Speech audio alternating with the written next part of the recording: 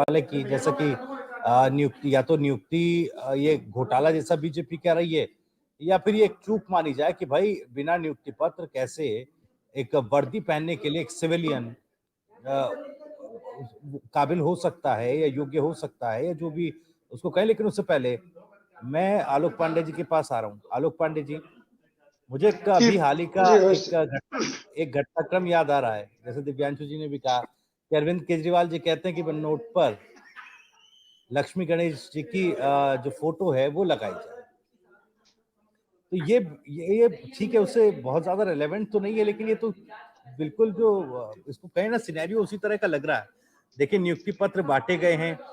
अब मनीष पांडे जी खुलकर विरोध भी नहीं कर पा रहे हैं कि भाई ठीक है, विकास तो हो रहा है, हमने भी साथ मिलकर किया है और वो जो क्रेडिट है वो जाना चाहिए दोनों। अगर नीतीश जी ले रहे हैं, हमें भी उसका क्रेडिट मिलना चाहिए।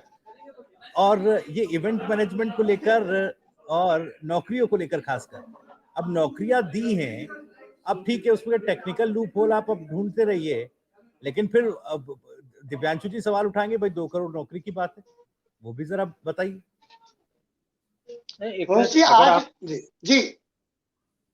भविष्य आज बात आज जेडीयू का आंसर पहले देना है, क्योंकि आज पर चर्चा उसी पर है जिन्होंने नियुक्ति पत्र बांटा है। वो आक्षेप लगा सकते हैं, लेकिन आप मानिए कि केवल वर्दी की बात नहीं है और ये टेक्निकल बात नहीं है, ये तो लीगल मैटर है ना। जो विधि का नियम क्या कहता है नियुक्ति पत्र का, पहले व्यक्ति नोटिफिकेशन निकलेगा, फिर एग्जाम होगा, फिर रिजल्ट आएगा, ठीक है, फिर ज्वाइनिंग लेटर मिलेगा, फिर ट्रेनिंग होगी, ट्रेनिंग के बाद व्यक्ति नौकरी ज्वाइन करेगा। अब अगर वर्दी वाला है तो वर्दी पहन के ज्वाइन तब मिलेगी उसे। अब वर्दी पहन के वो ज्वाइनिंग लेटर ले, ये गड़बड़ चूक हो गई इनसे। नंबर 10,000 दिखाने के लिए कि यार अभी 2 महीने पहले 3 महीने पहले तो ज्वाइन किया है या ट्रेनिंग में है, लेकिन ये चूक हो गई। और अगर ये कर ही लिए तो वर्दी ना पहनवाते, शायद थोड़ा बच जाते, है ना। तो चकाचक वर्दी में दिखाने के चक्कर में ब्यूरोक्रेसी से चूक हो गई, तो ये ज्यादा मतलब गड़बड़ हो गए। ये बात टेक्निकल नहीं है, लीगली गलत है।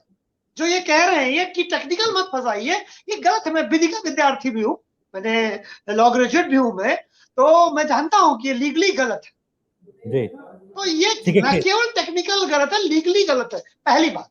दूसरी बात, आप ये समझिए 10 लाख का वादा किया है इन्होंने, 20 लाख का वादा किया है। जरा बिहार वाले भाइयों से पूछेगा कि बिहार भर में वर्तमान में कितनी नौकरियां हैं सरकारी, बिहार सरकार की। और दूसरी बात यह है कि 10 लाख या 20 लाख में 10,000 तो दे दी, उसे 5-6 हजार तो पुरानी ज्वाइनिंग के साथ जा देती है, 2-3 हजार नहीं है। फिर भी 20 लाख का जो तुलना है वो 10,000, 20 लाख की तुलना में 10,000। अब कुछ भी बोल देते जब आप सत्ता में नहीं होते हैं, अब वो गले का फांस बनेगी। अरे भाई 20 लाख इज इक्वल टू 10,000, उसमें 5-6-7 हजार गड़बड़ है। गड़बड़ ये कि हम ये नहीं कहते उनको नौकरी नहीं मिली, नौकरी मिलने के बाद, ट्रेनिंग होने के बाद आप नियुक्ति पत्र देते हैं, ये न केवल टेक्निकल है बल्कि इलीगल है। आप और कुछ करवा सकते थे और नियुक्ति पत्र नहीं दे सकते। नियुक्ति पत्र ने पहले मिला होगा। एक मुझे क्रिकेट का वाकया याद आता है। क्रिकेट में देखेंगे आप, जब मैच होता है तो तुरंत एक बड़ा सा चेक मिल जाता है, इतना बड़ा।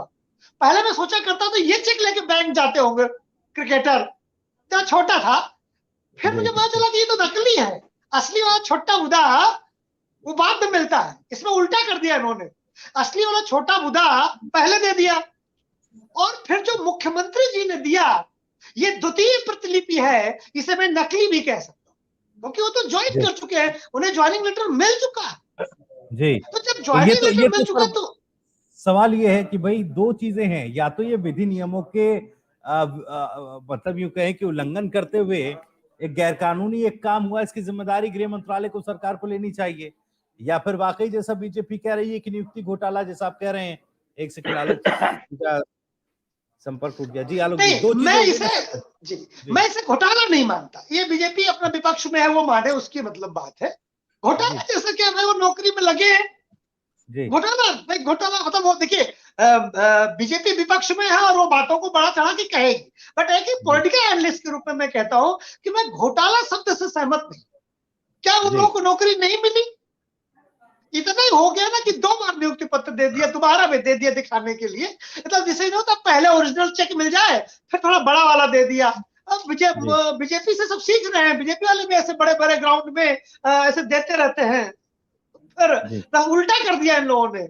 जेडीयू ने क्या किया, थोड़ा उल्टा चल दिए उस चक्कर में। बाकी अब बीजेपी को ही कॉपी करने की कोशिश कर रहे हैं। हमने कभी नहीं देखा कि जब उत्तर प्रदेश की अगर बात करें, मैं तुलना कर देता हूं बीजेपी वाले भैया जवाब देंगे मनीष जी, कि जब उत्तर प्रदेश लोक आयोग में लोग सिलेक्ट हुए तो डिप्टी सीएम दे रहे थे ज्वाइनिंग लेटर। हमने इसके पहले कभी नहीं देखा कि डिप्टी सीएम ज्वाइनिंग लेटर दे। ये भी तो हुआ है ना, वो भी तो एक तरह का मैनेजमेंट ही था। लेकिन बीजेपी प्लान करके करती है चीजों को, टेक्निकली या इलीगल तरीके से करने की कोशिश नहीं करती है। अब साफ नकल होती है, असल होती है।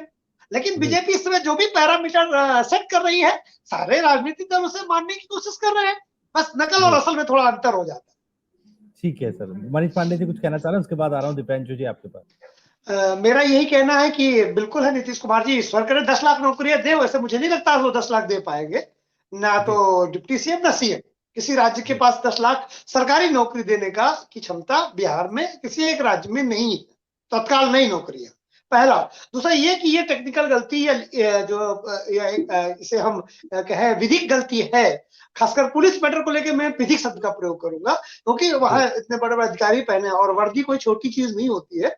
आप एक हमने बताया ना कि नौकरी का नोटिफिकेशन आने से लेकर के फॉर्म भरने से लेकर एग्जाम होने तक रिजल्ट आता है, रिजल्ट के बाद फिर ज्वाइनिंग लेटर मिलता है, फिर ट्रेनिंग होती है, फिर वर्दी मिलती है। एक प्रक्रिया है। आप उसका वर्दी देने के बाद फिर ज्वाइनिंग लेटर देते हैं और आप कहें ये तो टेक्निकल बात है, तो नहीं, इट्स नॉट ए टीकेनिकल इशू। वहां डीजीपी लेवल तक के अधिकारी, जैसा कि मनीष पांडे जी बैठे थे, उनको सबको पता था। लेकिन अब मुख्यमंत्री जी कह रहे हैं हमें भैया फीता काटना है, तो डीजीपी की हिम्मत है जो कह दे कि हम साहब ये गलत है। बिल्ली गले में कौन घंटी बांधे, बवाल हो जाएगा। तो ये गलती उनसे हुई है। नीतीश कुमार जी और जेडीयू अगर मेरी बात सुन रहे हो तो आइंदा ये ध्यान रखें कि कम से कम ऐसा कोई काम ना करें जिससे उनके ऊपर इस तरह से प्रश्न उठाया जाए जिससे कि क्रेडिबिलिटी थोड़ी सरकार की और कम हो, उससे बचना चाहिए। हर एक पहलू को लेकर लीगल एस्पेक्ट के बारे में एक बार जरूर